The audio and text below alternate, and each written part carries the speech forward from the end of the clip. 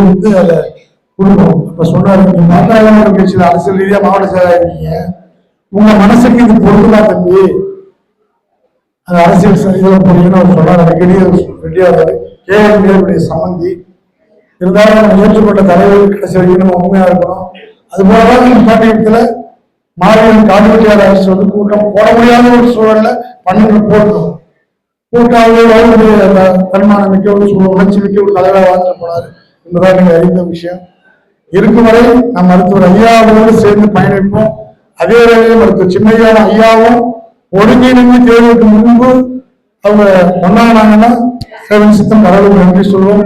ஒன்னாக வேண்டும் என்பதுதான் நம்முடைய அனைவருடைய விருப்பமும். ஒன்னாவதுக்கு எல்லாம் நம்ம ஒரு தீர்மானம் போட்டு வேணா அனுப்பலாம். மக்கள் இது வந்து எல்லாம் கிரவுண்ட் ரியாலிட்டி மக்கள் பாட்டாளி மக்கள் கட்சியுடைய தொண்ட மனநிலை எப்படி இருக்கிறது இவங்க சொல்லியிருப்பாரா என்னன்னு தெரியல.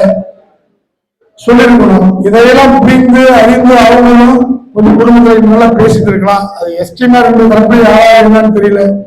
இந்த முகநூல் கட்சி வந்துதான் இன்னைக்கு பிளவுக்கு ஒரு மிகப்பெரிய காரணம். முகநூல்ல பேரை வச்சுக்கிட்டு ஐயா சின்னையா படத்தை போட்டுட்டு 2 பேருக்குள்ள கருத்தில் எழுதி ஐயா ஆகுதா எழுதாங்க, சின்னையா ஆகுதா எழுதாங்கன்னு அதுவும் ஒரு காரணமா இருக்கு. என்னைக்கெல்லாம் ஆமா இதெல்லாம் நம்ம ரெடி பண்ணாம அதுல போய் உடம்பு நம்ம கருத்து போடுறது இப்படிதான் பல குழப்பங்களுக்கு காரணமாகிடுது. முகநூல் இயக்கம் என்னைக்கு கலப் இயக்கமாக மாறுதோ அப்பதான் பாட்டாளி மக்கள் கட்சி என்பது சஸ்டைன் டெவலப்மெண்ட் பார்ட்டிஸ் நிலைச்சு நிற்கும். முகநூல் வந்து கம்யூனிகேஷன் தொடர்பு அவ்வளவுதான். மக்களோட பழகுங்க, மக்கள் பிரச்சனை கையெழுத்துங்க, மக்களுக்கான தீர்வு காணும் அப்துல் கலாம் சொன்னார். மருத்துவர் ஐயாவும் தான் சொன்னாரு.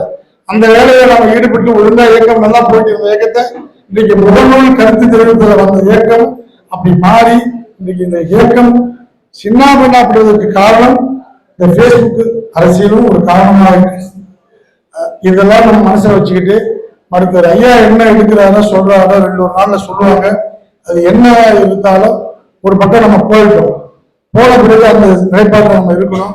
சுப்ரீம் கோர்ட்ல இருக்கு ஜட்ஜ்மெண்ட் அது பாஸ்வேர்ட் பண்ணி வச்சிருக்காங்க.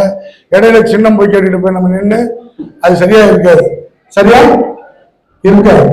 அது சுயமரியாதைக்கு உள்ள எந்த ஒரு மனிதனும் அதுக்கான முயற்சியில் ஈடுபட்டாங்கன்னா அது சரியா இருக்குமாங்கிறது ஒவ்வொரு பாட்டாளி சொன்னங்களும் கேள்வி எழுப்பிக்கிட்டு மருத்துவர் ஐயா சொல்லுகின்ற வேலை திட்டங்களை செஞ்சுட்டோம்.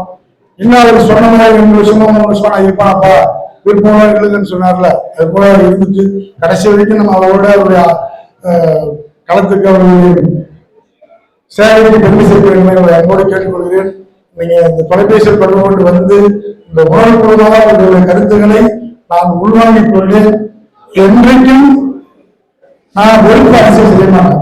இவர் வந்தாலோ இவர் இருந்தாலோ வேண்டப்பட்டாலோ அப்படிங்கிற அந்த கோட்பாடு சித்தாந்தம் எனக்கு இருக்காது.